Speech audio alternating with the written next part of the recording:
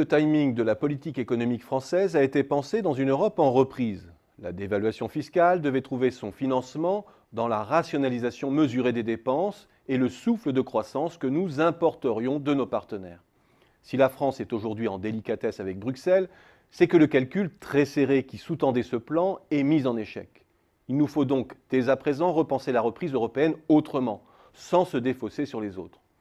Les récents développements européens invalident en effet le panorama de reprise que nous avions encore en tête début 2014.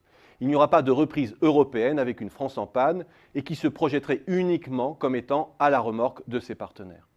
Pour plusieurs raisons. Premièrement, les freins structurels sur la reprise allemande ont été sous-estimés. Nous avons maintes fois évoqué cette dimension à travers nos vidéos, parfois même de façon un peu obsessionnelle.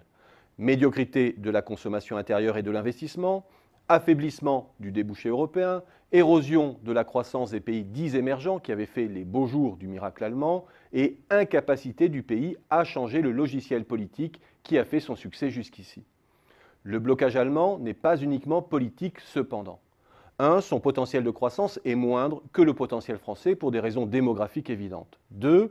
La préférence pour l'épargne est aussi le fruit de la baisse des revenus du patrimoine, qui représentaient encore 27% du revenu disponible des ménages à l'aube de la crise et qui ont décru pour ne plus représenter que 22% aujourd'hui. L'effet sur la consommation est direct, mais aussi indirect, car cette baisse de rendement constitue un aiguillon supplémentaire en faveur de l'épargne dans un pays vieillissant.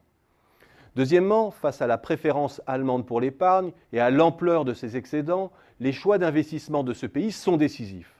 Le recyclage de l'épargne allemande sur l'Europe ne se fera que si la demande redémarre en périphérie. Le problème de l'épargne, c'est qu'elle n'est qu'un amplificateur de croissance, pas un déclencheur. Elle n'allumera pas la mèche de la reprise. Troisièmement, les deux puissances de second rang que sont l'Espagne et l'Italie, même si elles représentent à elles deux le poids de l'Allemagne, ne sont pas encore en mesure d'impulser la reprise européenne.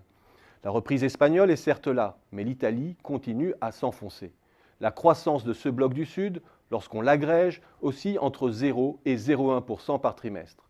Pas de quoi oxygéner l'économie française. En revanche, une grande vulnérabilité à la panne de croissance hexagonale.